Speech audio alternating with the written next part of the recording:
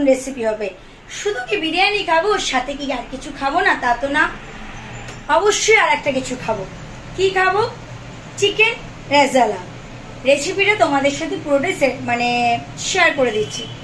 কিভাবে বিরিয়ানি করলাম এবং কিভাবে চিকেন রেজালা করলাম দুটোই কিন্তু তোমাদের সাথে শেয়ার করছি। চলো দেখতে। আর হ্যাঁ, মাথায় আমার কালার দেওয়া রয়েছে। দেখো, কড়াইটা আমি ননস্টিকটা আমি বসিয়ে দিয়েছি। এবার এটা গরম হওয়ার অপেক্ষা। গরম হলে আমি 2 চামচ ঘি এর মধ্যে দিয়ে দেব। চলো স্টেপ বাই স্টেপ তোমরা দেখতে থাকো কি করি না করি। আমি ঘি দিয়ে দিয়েছি। এরপরে আমি 2 চামচ সাদা তেল দিচ্ছি।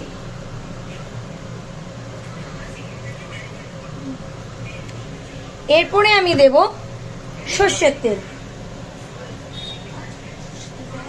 একটু জাস্ট মিস্টেক হয়ে গেছে, সর্ষের তেল নয়, সাদা তেলটা একটু ঠিক করে দেব। আর এবার দেব আমি গোটা গরম মশলা। তেলটা গরম হোক, তারপরে আমি দিয়ে দেব গোটা গরম মশলা। চলো দেখতে থাকো। দেখো, কথাতে মিস্টেক হতেই পারে, বাট রেসিপিটা পারফেক্ট হচ্ছে কিনা তোমরা দেখবে, তোমরা ট্রাই করবে এবং কমেন্ট সেকশনে জানাবে দিদি ভাই হ্যাঁ তোমার রেসিপিটা একদম পারফেক্ট ছিল। আমার তেল গরম হয়ে গেছে। এর মধ্যে আমি দেব গোটা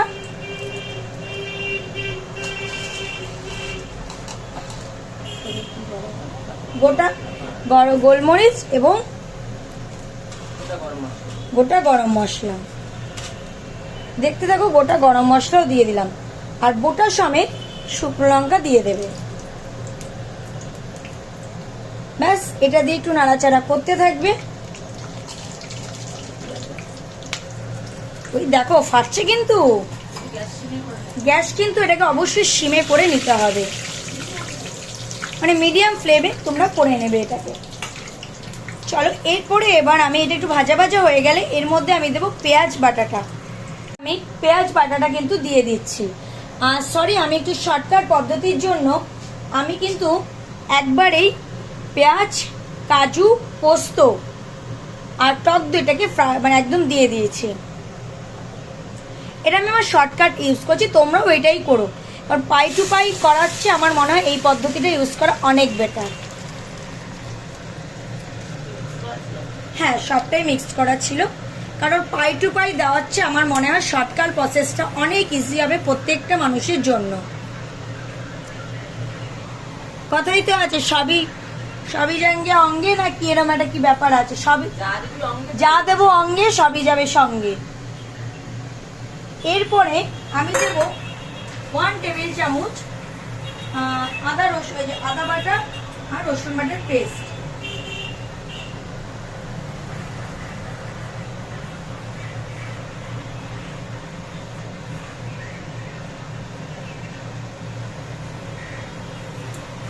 আমি দিয়ে দিলাম।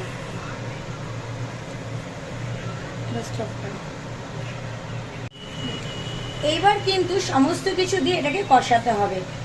আর স্বাদ মতো নুনটা দিতে হবে, সেটা পরে আগে কষিয়ে নিই। আচ্ছা, এর মধ্যে আমি একটু নুন আর চিনিটা অ্যাড করে নিচ্ছি।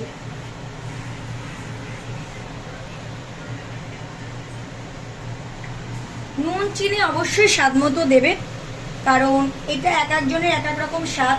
যেহেতু টক দই রয়েছে তাই জন্য এখানে আমি বেশি নুনটা দিচ্ছি না, বিকজ একটা টক দইয়েরও টকটা থাকে।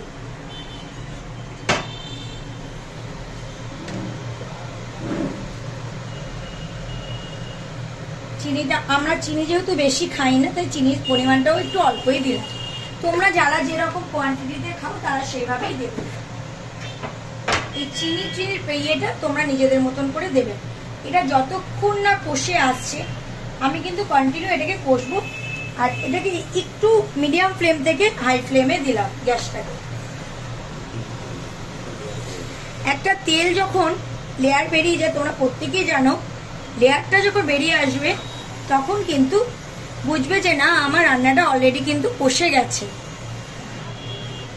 তখন কিন্তু আমি চিকেনটাকে দিয়ে দেবো। চিকেনটা অলরেডি আমি ম্যারিনেট করে রেখেছি দই দিয়ে এবং আদা রসুনের একটু পেস্ট দিয়ে আমি ম্যারিনেট করে রেখেছি, ওর সাথে পাতিলেবু আর ভিনেগার।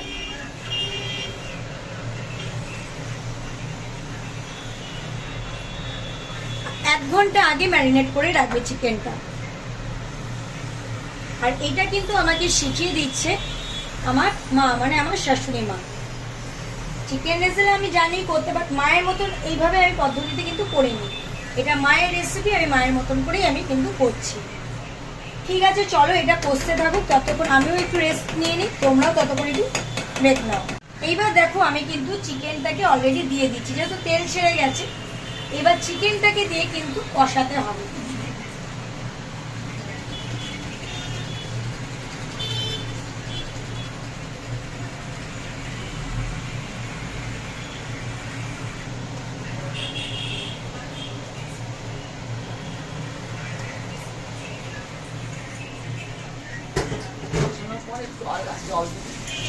আর কষানোর পরে কিন্তু আমি হালকা একটু জল দেব।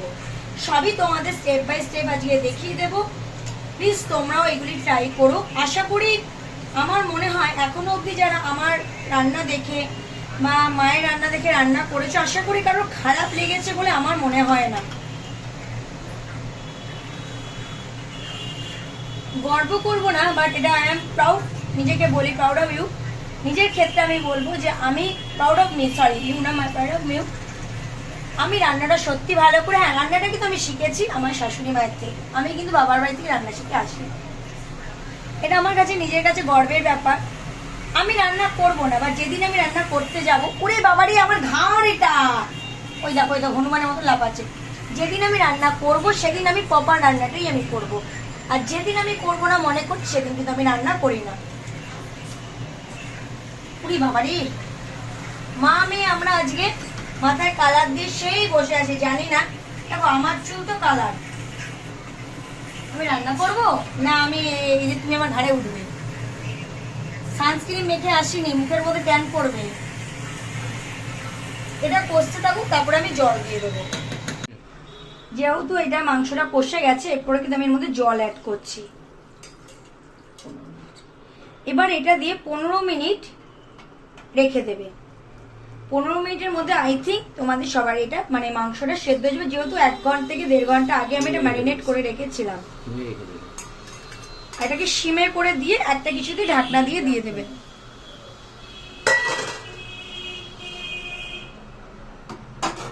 আমি সিমে করে দিলাম, এবার আমি এটা ঢাকনা দিয়ে দিই।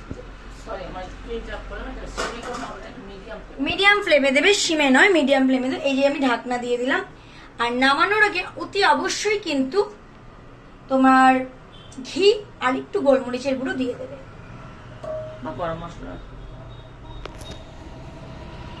ঠিক আছে ফ্রেন্ডস, এই দেখো এটা অলরেডি অলমোস্ট ডান। নামানোর আগে একটু হালকা গরম মশলা গুঁড়ো দিয়ে দেবে। যেহেতু আমার চিকেনের কোয়ান্টিটিটা বেশি, তাই আমি একটু বেশি করে দিলাম। আর একটু সামান্য গোলমরিচ, যে যেমন ঝাল খেতে পছন্দ করো সে তেমন গোলমরিচের গুঁড়োটা অ্যাড করবে। আমার বাড়িতে একটু ঝাল খাওয়াটা একটু কম, যেহেতু মা খেতে পারে না, ঝালটা কম। আর তোমরা দিয়ে দেবে 1 স্পুন টেবিল চামচ ঘি, কিন্তু একটু দিয়ে দেবে যাতে খেতে মোটামুটি আমি তো স্পুন পেলাম, স্পুনের উল্টো দিকটা দিলাম সেই জন্য। ব্যাস ডান কিন্তু আমার চিকেন রেজালা। এবার খেতে কেমন হচ্ছে সেটা কিন্তু অবশ্যই ফিডব্যাক দেব। কেমন, চলো ফিডব্যাকের অপেক্ষায় তোমরা থাকো। চিকেন রেজালার রিভিউটা তোমরা একটু দিয়ে নাও। সাধু মোড়ে মা মিষ্টান্ন ভান্ডারের উপরে 3 তলায় খেতে বসেছিলাম। আমার মেয়ে রান্না করেছে চিকেন রেজালা, অসাম। বিরিয়ানির রেসিপিটা দিয়ে দিয়েছিল, বিরিয়ানি খেয়ে বলেছে অসাম। এবার চিকেন রেসিপিটা টেস্ট করে বলছি, মোবাইল নাম্বারটা ডেসক্রিপশন বক্সে দিয়ে দেবে। যদি মনে হয় তোমাদের সত্যি কারোর ভালো লেগে থাকে, একবার টেস্ট করে দেখো, না ভালো লাগলে খেও না। প্রসেস তো অলরেডি দেওয়াই আছে। না তুমি কিছু বলার থাকলে বলো। নাম্বার দেওয়া আছে, কেউ যদি কোনো সাজেশন বা কিছু জানতে চাও অবশ্যই জানতে পারো, আমরা সবসময় অ্যাভেলেবেল আছি। চিকেন রেজালারও রেসিপিটা আমি কিন্তু শেয়ার করে দিয়েছি, তোমরা অবশ্যই অবশ্যই ট্রাই করে দেখতে পারো। আর যাদের বিয়ে বাড়ি বা যে কোনো ক্যাটারে কোনো ইভেন্টে যদি কোনো প্রয়োজন হয়, অবশ্যই আমি ডেসক্রিপশন বক্সে নাম্বার দিয়ে দেবো, তোমরা অবশ্যই আমাকে কন্ট্যাক্ট করতে পারো, ঠিক সময় ডেলিভারি পৌঁছে যাবে। চলো দেখা হচ্ছে আর একটা নতুন কোনো ব্লগে। টাটা। অসাম রান্না করেছে।